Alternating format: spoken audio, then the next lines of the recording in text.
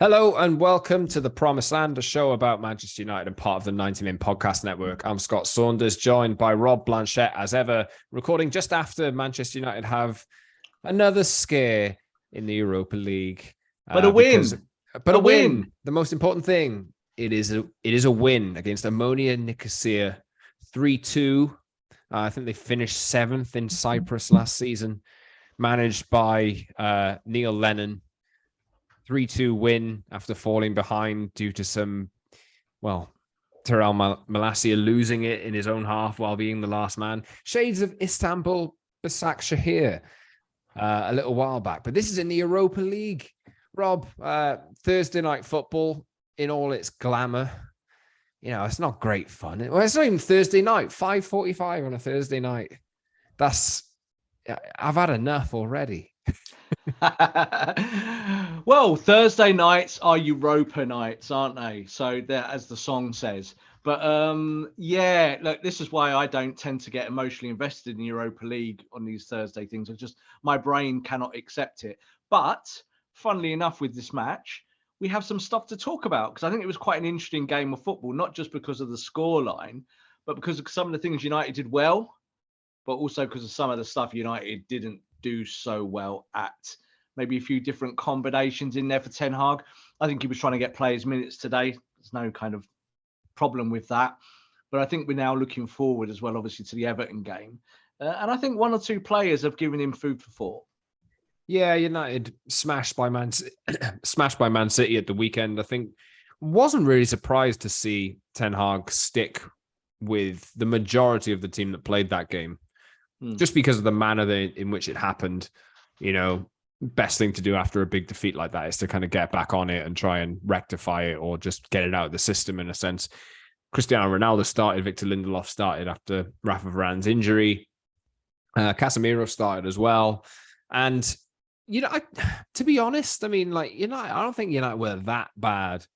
I know that they spent a lot of the time in the match behind because of the goal they conceded, but I think there were elements of the game where you could see, this worked, and this worked. There were some parts that didn't, and we'll talk about those. But yeah, I mean, they should have won by more, to be honest, shouldn't they? Yes, and that's before we even saw the match. So This is the thing, Nicosia are about relegation in the Championship, top half of League One type standard. So when you kind of marry it up like that, Manchester United are a team looking to get in the Champions League at the end of the season. That's their standard. So there's a big gulf between the two clubs. But of course, on the day, that gulf wasn't always present. Yes, Man United had more possession. Yes, Man United had more chances. I think when you look at the two Nicosia goals, I think Erik Ten Hag will be doing a sermon on both of those when they get back to Carrington, because they were both horrible for their own reasons. But you're playing against a team like this, you've got to put them away. You talked about Man City didn't win the last match, the last podcast, and how City put teams away. Yeah, they just do their thing and beat you. That's what they do. Man United turned up today, and you could see they were thinking that we'll just do our thing, we'll beat this lot, and then you're 1-0 down. And then you're 3-1 up, and it's 3-2, and you're like, no. So kind of interesting, but interesting for all the wrong reasons. Yes, subscribe to our show wherever you get your pods on Apple, Google, Spotify, etc., and watch us on YouTube twice a week as well. On Tuesdays and Fridays, so head over to the channel, hit the like button, subscribe, and leave a comment, join the community as well. And follow us on Twitter at _Scott Saunders, @_Rob_B, and at Promise and MU for the show as well. Today, we'll be talking about the recent win, and we'll be looking ahead to the Everton game, bit of a review, preview kind of vibe, because the games are coming thick and fast. Be the same thing next week as well, because I think the return leg of this game is at Old Trafford next Thursday. If I've got that right, I haven't even looked at the fixture list, but that's just generally how it works, isn't it? And then United play another fixture, I'm guessing on Sunday in the Premier League. So these games are coming thick and fast now ahead of the World Cup. But yes, United, they needed to win this game, to be honest. If they really want to qualify for the Europa League, needed to win. I always thought they would, even though they fell behind. But Rob, what do you want to start with? What worked or what didn't work for you tonight? What? Let's go with what didn't work. Let's start on a negative note. Yeah, let's go with the negatives and add in the positives, because there were negatives and positives. It was a strange kind of game. Normally these games are kind of damp squibs. You come away from them thinking, was it even worth watching that? But it was today.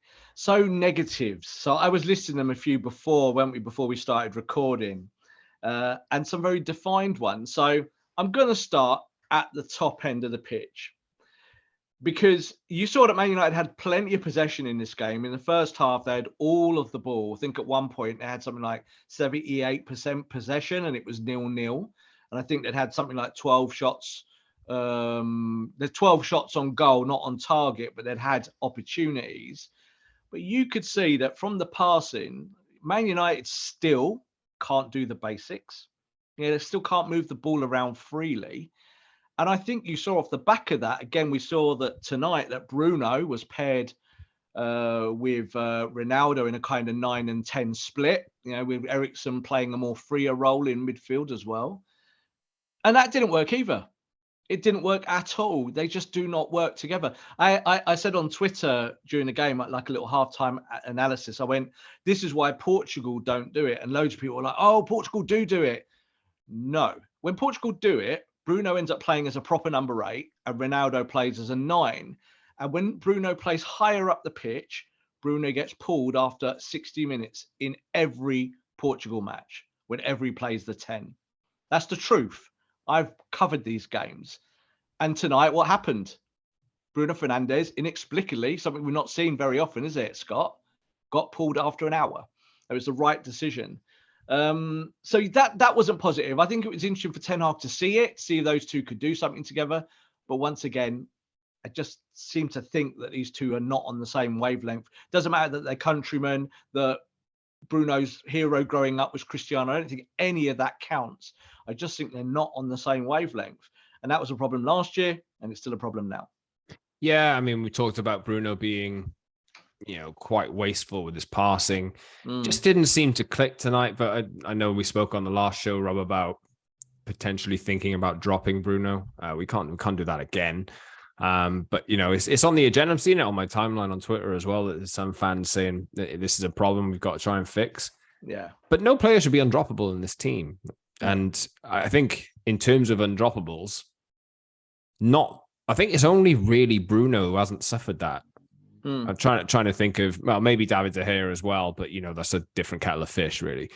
There are other alternatives to the likes of Bruno Fernandes in that position. Christian Eriksen obviously has been playing that deeper role. But if Bruno isn't doing it, if it's not clicking, and just so happens that as soon as he was replaced, Anthony Martial came on and scored pretty much straight away. So maybe just needs, dropping, being made to think about things. Maybe that's happened. Maybe that's worked well with Luke Shaw. There's other players in that team who've lost their place and are looking better for it.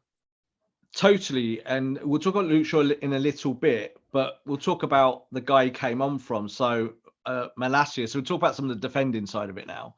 Malacia and, for me, Victor Lindelof, who I don't want to ever really speak about ever again and get forced to every time he ends up on a football pitch. He was terrible tonight, Lindelof, especially for the second goal. You see he gets dispossessed. And it's not just being dispossessed, Scott. It's then the next phase. It's like run back and help.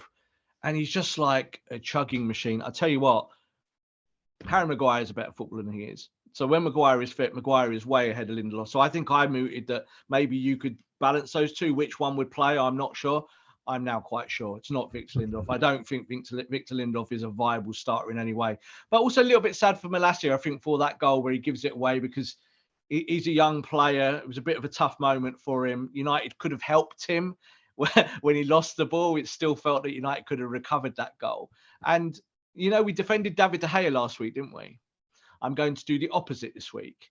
When that ball breaks away and they're through on goal, David De Gea is on the edge of his box and he runs all the way back to his line. And then when the ball comes through, he has to come back out and close the angle, have those hands up, and he just stays put. And what happens? The player just shoots it above him. That was all. And that was because De Gea decided to say 6-7 yards off his line rather than coming out and maybe just smothering that opportunity, that attack. Do you know what I mean? Say to the player, put it in one of the corners, but he didn't do that. He let him shoot in the top corner, and you shouldn't really be able to shoot in the top corner from 8 yards. Not really.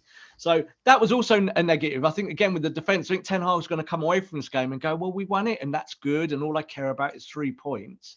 But there's some very defined attacking and defensive issues that are not new, but because they're now current and they're in our faces the last few games, it's something the manager has got to think about and potentially change.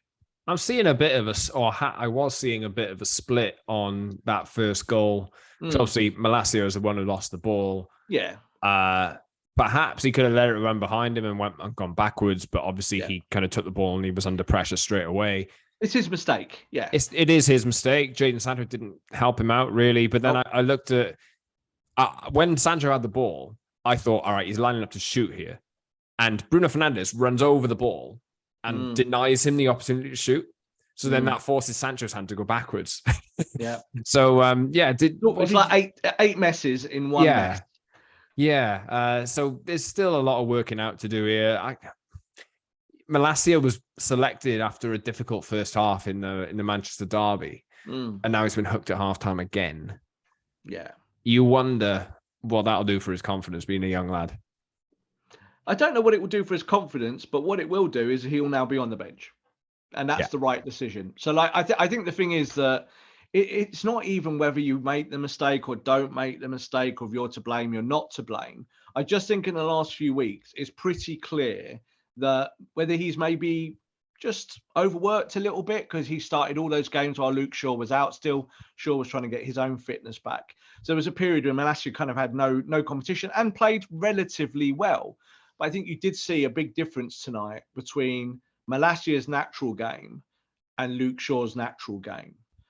And you just see that Luke Shaw is a much more experienced, kind of progressive, forward-thinking, overlapping type fullback. And Malacia, I think, is still developing all those parts of his game. So there's no problem with that. I think give him time, and I'm sure he'll be a very, very good left back. I do also think that he might get games on at right back this season where he might switch. So that might be something you see if you want to rest Dalot. But I think Luke Shaw now will be the starter. I just don't think there's any kind of question about that. I think Luke Shaw's got more artillery in his arsenal than a player like Malacia. Let's move to I want to talk about Ronaldo because difficult night for him. I think we do because we're still on the negative side. I mean, I've tweeted a bit tonight about watching it is kind of funny.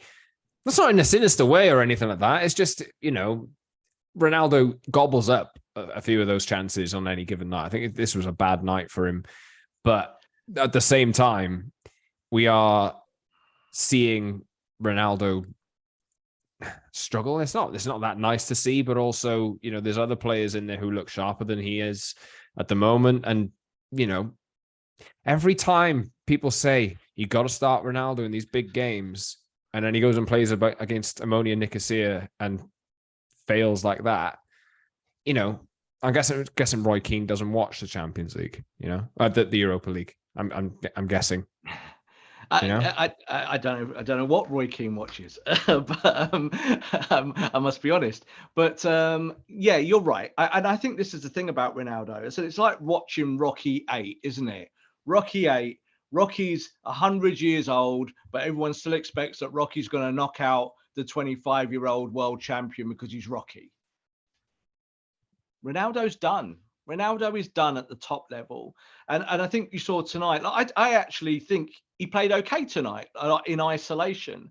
He was much better when Martial and Rashford were on the pitch, because Martial and Rashford just went, we'll do the running and the spacing. We'll do that hard work because that's our games. And you saw that Martial drifted to the right and kind of played off that side, especially once Anthony had been pulled. And Rashford, I thought, was sensational on the left. Really, really good, incredible energy. And literally like a one-man press at times. He was like, I'm going for this fullback. I'm ready to do this. And I think he might have looked at it tonight and thought, yeah, I've been put on the bench. I've got something to prove. And his first goal especially, really, really smart finish. Second goal, again, he kind of makes it, doesn't he? Assists himself via Ronaldo. But I think with Cristiano and his legs and his fitness and just his general kind of state of play, the way he wants to play the game, just inhibits United massively. And I think we saw that, especially in the first half. As I said, we talked about Bruno there. But I do think that Bruno, if Bruno's the 10, he needs a striker that moves. And Ronaldo doesn't, so even today saw Ronaldo kind of doing a little bit extra work in maybe spacing and trying to help in the second half, but only when he had more energy around him. When he was the point of the attack, it just didn't work. United had shots, but it couldn't score. They weren't making really good chances, were they? So it'd be quite interesting to kind of look at the XG of it all tonight and see what United really were, especially in that first half. But I just think what we're seeing is just the stuff we know, Scott. And I know some fans are in denial and they think Ronaldo's the answer to everything. But I really do think that these are the end days of Cristiano Ronaldo, not just at Manchester United, but actually his football career. Oof. Fair play, Rob. I've got some Saudi quotes. Arabia can take him. He can get to Saudi Arabia and he'll make £500,000 a week or £1 million a week, and he will love it. I think he'll enjoy being, the god again. But let's be honest, we were playing a team tonight who are a League One standard team, and he couldn't score. So, that doesn't fill me with glee when we're coming up against these Premier League sides. You come up against a Southampton or a running team or something like that. How can you even consider Cristiano? There's no surprise why Ronaldo didn't play against Man City, not 1 minute, because there's no way I think you can put him in there. We'll still get clamours to start him in every single game. Don't worry. It'll be a conversation point for as long as he's still at Man United. Remains to be seen how long that will be. I would imagine by June it will be over, but maybe January, we'll see. But Erik ten Hag has been speaking post-match. Some quotes from him. I think we started well, and then an unnecessary mistake cannot happen. You let the crowd get alive, and you have to avoid that. We tried to change a couple of things. We were too static. We needed more runs. Yeah. Based on what we were just talking about. The subs made a difference today. Martial getting injured was a big disappointment for me and for the team. We missed him. It has an impact on the first couple of results. So, yeah, I mean, let's flip it a little bit. We said Sunday we have to react as well. We have to prepare for that now. Let's flip it a little bit because you mentioned Anthony Martial and Marcus Rashford. Both made a big difference. Rashford was really good. Martial made an instant impact. Martial looks very sharp. He's had 3 goals and is, barely, I don't know how many minutes he's got in the last 2 games, but he's made a big impact in both, albeit the result on Sunday didn't, it's well beyond doubt by that time, but he has made an impression. He looks fit. He adds something different to United's front line. I think both of them made a big impression on Erik ten Hag, and, it begs the question, with Jadon Sancho not really pulling his weight at the moment, not playing well, I do have options to rotate around, don't they? So maybe they're playing their way into contention. Yeah, and I think this is what we wanted to highlight, wasn't it, a few weeks ago when we said about how we feel about the squad and the team, is that, yes, United are not the finished article. We know all of this. But he has got some genuinely nice problems. He's got good players at his disposal, and he can play different systems and different ways. And we've said before that he's quite a conservative coach with his changes, and he kind of only just wants to make essential changes. He's not kind of flippant, and he doesn't just like make 10 changes on the bounce and all of this like maybe other managers might do. He doesn't tinker so much. But I do think we're in a situation now, especially with Jadon Sancho. We've said we wanted to see more Jadon Sancho. I think Jadon Sancho is now probably going to have to go and sit on the bench. So this is just how it is. Sancho's form is flagged for whatever reason. I really don't know. There's nothing tangible for making you think that there's been a drop-off in his own performances. But it does mean that Marcus Rashford, who is definitely on fire, Anthony Martial, like you said there, he scored his goal. I'm in that moment with Martial where as soon as he got the ball in that position outside the box, I was like, goal. Yeah. I was like, goal. It's either going to be goal or the goalkeeper's going to have to make a world-class save, or he's going to hit the bar or the post or something to stop it going in. But I just thought goal. And you could see he thought goal. He put it in and he was like, high fives, everyone. Nice. I've been doing this in training for weeks. I know where I am. And it's interesting as well, isn't it, to see how highly praised by the manager he is, for the manager to kind of say, well, the reason why we started poorly is because we didn't have Anthony Martial. But I think we said that in pre-season when he got the injury in the knock, we were like, Martial's been the glue at the top. Martial's the guy who can help United get them playing the systems that Ten Hag wants them to play. And I think we might start to see that. I think it's a case of what do you do with Rashford? What do you do with Sancho? What you do with Martial is that he's a number 9. He has to play. Cristiano's not really competitive to play there. Maybe just a few minutes off the bench. And I think it will be back to the bench for Cristiano. I cannot really see him playing many minutes if you've got a fit and firing Anthony Martial. Yeah, nobody really has the same skill set as Martial does in that central position. United fans have been high on him for a long time. There are probably points where faith has been lost. I know that fans of other teams in the league don't really think he's kind of more of a joke figure just because he hasn't, delivered consistently. He's been injured a lot, but he really does. When he's on form, he is a really good weapon to have. And I think Erik Ten Hag really recognizes that. Does strike me as a real Ten Hag type of striker. Yeah. Like, he is streaky. Like, we know he's streaky. Yeah, he'll have good and bad games. But again, one of the things that was going through my head watching the game and thinking about what we were going to talk about today, I would be making a statement if I'm Erik Ten Hag talking to the player, and I would be saying, I expect 20 goals from you this year. It's not a target. I expect 20 goals from you this year. That is your standard.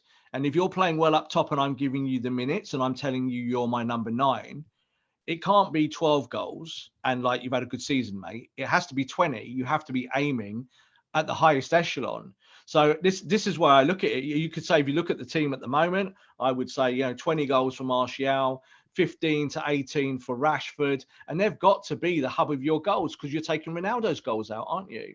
You're taking those numbers off. We talked about Bruno being dropped. If Bruno gets dropped and Eriksen plays as the 10, Eriksen's not going to score as many as Bruno. I will say this as well, though. What is all this about Bruno and Ronaldo taking free kicks when the best free kick taker? Oh, I know. Yeah. In the squad by a mile is Yeah. Christian Eriksen. Like Christian Eriksen, any other club in Britain, he's not even anywhere near it either. He wasn't even near the ball, and so it tells you that those two guys are pulling rank. They're saying, well, we're the top dogs, we're the egos of the team, we're the leaders, we're taking free kicks. And when Ronaldo took his free kick and was then like, oh no, I missed again, and it's like, well, actually, your strike rate from free kicks is pretty awful. It has been for about 5 years. He's not really scored many goals from free kicks in the last 5 years. And Bruno, I maybe get why he would like to take them, but wouldn't you be giving them to Eriksen? Because he's deadly from 20-25 yards, absolutely deadly. And yet, as you said, he wasn't even behind the ball for them. So that's another thing I'd like to see developed by Ten Hag. I'd like to see him pulling rank and saying, I'm the manager. I'd quite like Christian Eriksen to take those free kicks. Yeah, Ronaldo did actually surprise me when he stood over his. I think it was in the first half. I said to myself, well, this is going to hit the wall. And he blew it right over the bar. So at least he didn't hit the wall there. But yeah, there's just, you can just tell that there's not little clicks there, but a hierarchy. And Christian Eriksen probably hasn't had enough time yet to feel like he's, got enough clout to say, no, get off it. Because I'm the best. I think we said after the City game about potential discourse, about those who might think Ronaldo should play and those who might think Ronaldo shouldn't. But there's lots of those things and lots of those elements for so many things in the team, isn't it? Like, who should really be the ball player in the team? Who should actually control that kind of, what players playing around certain elements? What responsibilities do you give the fullbacks? What do you want them to invert? Do you want them to overlap? What do you want them to do? There's always seems to be a little bit of confusion in real time between what you want the team to do. But I think that's because it is a new project, and the leadership role at the moment is it's Bruno, it's Ronaldo, it's De Gea, it's Harry Maguire somewhere over there. He's not even playing. They're still your leaders. There's a big question there to say you need some new leaders. And that's when you go these next 2-3 transfer windows. I said yesterday, United need to go and find their version of Vincent Kompany. When Vincent Kompany was available and he went to Man City, everyone was like, why are they signing him? It's like, he's a leader, he's a ball player, and he can take them forward. And I feel that you've got Varane, you've got Martinez. I still think United probably need another centre-back to either rotate in and out with those guys, but you need some more leadership building through the core of the team. Let's look ahead to the Everton game, because the Everton game is on. Well, because United are in the Europa League, I think this was meant to be the 12:30 on Saturday, but it's been moved. BT Sport have it if you're in the UK. 7 o'clock kickoff on a Sunday night, which is going to be a little bit weird, but United do have, it's 72 hours now till they play that game, so there's a bit of time to rest. Do you think Ten Hag had settled on a team, right? The last few games, he talked about why Scott McTominay in the lead up to this game had been selected over Casemiro. I understand the logic there completely. Maybe not everyone agrees with it, but I understand why he did it. And he pretty much confirmed that, Scott McTominay has been playing well and we've been winning games. So that's why I've kept him in there. And but lo and behold, that he was taken out of the team tonight for Casemiro, even if it is a Europa League game. But there are players in this team now, or on the fringes of the squad, like Martial, who are forcing their way in. And how many changes do you think we can expect to see in Ten Hag's favoured lineup? Do you think he's going to go from? I think he's going to make tweaks here and there, or do you think we could see a shift in his mentality of who is my regular starting 11 from this point? I don't think we'll see a shift in kind of inverted commas mentality. I don't think we'll see these big changes, because I think Ten Hag as a coach and individual doesn't do that. He's a development coach. He takes his time, he sticks with it, and he rolls with the punches. So yeah, you'll get 1 or 2 or 3 players changing at a time, but very rarely will you see wholesale changes. He's certainly not like Claudio Ranieri. He's not a tinkerman. He's not going to say, do you know what? 6 players have played well for me, I'm just going to chuck these 6 in. He doesn't do that. He likes to develop partnerships and give players minutes. But you are definitely going to see changes, because there are players who have forced their way in. So I think from back to front, we've mentioned most of them already. I think that Varane, if he's fit, will definitely be back in. There's no doubt about it. I think Varane, even half fit, will be ahead of Victor Lindelof. I think it's become quite an important position, that right side of centre-back. I think Luke Shaw will be back in. I don't think there's any doubt about that. I think Malacia starts this next match at all. And then when you look in the midfield, I think this is where today was a little bit of an audition for some of it, because I look at Casemiro, and we've already said it, haven't we? You pay that kind of money for Casemiro, he's on £350,000 a week. He cannot sit on your bench to play 20 minutes here and there. He's got to start starting games. So it was interesting today to see the way the midfield was set up, with Casemiro really as a number 6, kind of a bit more deep lying, kind of in front of the centre-backs. And then the other 2 midfielders, it ended up being a kind of 4-1-4-1. But those 2 guys had freer roles. So you had Bruno playing a number 10 role, Eriksen being much more of, the modern floating 8, as they like to call it in tactical terms. So I think we'll see more of that. I think we'll just see more of that, but maybe with just different people in different places. I think Bruno will start at Arsenal. I don't think that he'll drop him for that. But I think the message is there to Bruno Fernandes, is that if you do not play well for whatever reason with the combinations or all of that, your place, you're not undroppable. And I think that we won't see huge rotation, but we will see these 1 or 2 or 3 key positions change. Martial has to start, doesn't he? Yeah, Rashford, I think, has to start now. Rashford's the player of the month for the Premier League, and he comes on for Jadon Sancho, who now looks out of form. So I think these things kind of pick themselves, don't they? I don't think they're like big leaps, but I do think that Ten Hag will feel that he's now got justification to make some of these changes, whereas I think in weeks gone by, he's been like, no, you've earned your place, you've earned your place, you've earned your place. Now you've earned your place on the bench, so I'm bringing someone else in. United lost this game last season. They lost a lot of games last season, this Everton game. One thing I did want to ask you that I didn't mention already is when they fell behind in this game on Thursday night, it was very much against the run of play. It was obviously United played themselves there, and they conceded a goal because of it. Yeah. They looked like they were just a bit rocked, and it continues to happen. It continues to happen. They just don't. It's not like they're able to cope with that. They need time to, think, oh my God, what's happened here? shake ourselves, and it takes them time to build confidence again. And with a defeat at City the other day, in the fashion it came in, going into the Everton game now, Everton they haven't lost in the last, I'm looking at the Premier League form table, last 5 games. They haven't lost in 5 games. The defense is quite solid. They've conceded, Man United conceded twice as many goals as Everton have this season. So, Goodison Park, difficult atmosphere to go into. How do you think they'll be able to cope with this, given everything that's gone on around them over the last few days? Well, look, this is the weird thing, isn't it, about expectations and how you react to stuff. You're totally right what you said about the goal, about how they reacted. But United have got to get away from this fragile, kind of insular way of behaving on a football pitch. So this is why we talk about leadership all the time, because it's your leaders that mold all this together. Your experienced players bring it all together. But this lot are so petulant in the way that they behave. They're kind of like some teenager who's seen an eviction on a reality TV show, and they're like, oh, and they're just frightened, aren't they, for 20 minutes? So this is too much drama. I can't take it. My brain's overloaded. And United need to get away from that. So Everton is a risky game. Everton are so much better defensively this year than they have been, say, the last 24 months and beyond. They're just a much more tighter unit.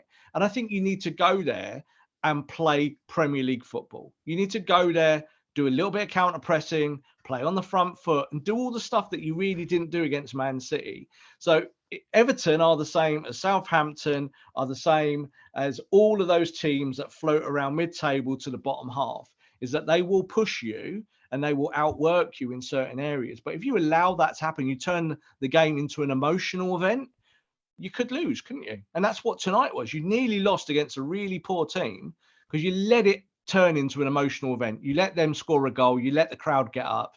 You made 2 errors for both the goals. They were both really bad errors. Especially, I think the second one was worse than Malasia's. I really do think Lindelof's mistake was worse than in that moment when Malasia just kind of loses the ball on a halfway line. You've still got time to save yourself. But Everton are a strange team, aren't they? Because they are very hit or miss. They can come out, play really well, and they can also stink. They can also kind of be somewhere in the middle. I think it's a decent opponent for United. I think United will be able to play counter press against them and the energy style of football that they prefer to play. And I just think the identity needs to be kind of resolved now, Scott, after City, where they didn't run, they didn't chase, didn't harry, and they got hammered. Everton should be a better recipe for their style of football. Well, let's wait and see. United play Everton on Sunday night, UK time, 7 p.m. Rob, we'll wrap up the show in a little bit because it's getting late. We're recording this. It's approaching my bedtime, to be honest. We're not recording this on a morning as we usually do. Just recording this just after the game. But any final thoughts, Rob, ahead of the game or after tonight? No, we talked a lot, didn't we, about potential team selections and selections going forward. I think a lot of these team sheets are going to sort themselves out. I really do. I think you've got a natural amount of players on form or coming into form, and simultaneously having a few players going out of form who probably need a little bit of a rest or sit on the bench. So I think it's going to be the usual suspects we've talked about. And I think that for the next, say, few weeks to be successful, and what I mean by that is that Man United go back on a run of winning 4, 5, 6, 7 games. It's what you'd be looking for. I think it's going to come at the feet of Rashford and Martial, which is a strange thing to say when many people wanted them out the football club only 5 minutes ago. But it feels like the best version of Erik ten Hag's team comes about when those 2 players are on the pitch and when those 2 players are popping together. It was nice, wasn't it, to see the link up as well with Marcus, just with a kind of confident little flick, Martial coming back inside. Both their goals were really smart in terms of their finishing, and they're on form. So if they're on form and if the heat is there and they feel motivated and they're going to do the pressing as well, I think you're on to a winner. And I do also think Luke Shaw coming back into the team will give United just some much more ball progression on that left hand side that maybe Malasia has shown in the last few weeks he's not quite ready to do. United have a difficult run of games coming up in the Premier League. Everton, Newcastle, Spurs, Chelsea, West Ham, Villa and Fulham before the World Cup begins. And yeah, wonder how many points they'll end up taking. They need to get their confidence back. They need to gain a bit of momentum and start taking some results like they were doing before football came to a halt and the international break happened, etc., etc. But, at least the City defeat has been somewhat put behind them after tonight's, I won't call it limp to the win over Omonia Nicosia, but I think, they could have been better. There are lessons to learn, but there are also some positives too. Hope you've enjoyed the show today. Rob, thank you very much again for talking to me on the Promised Land podcast. You can subscribe to our show wherever you get your podcasts, on Apple, Google, Spotify, and the likes, and watch us on YouTube twice a week as well, on Tuesdays and Fridays. So head over to the channel, hit the like button, join the community, leave a comment, and subscribe.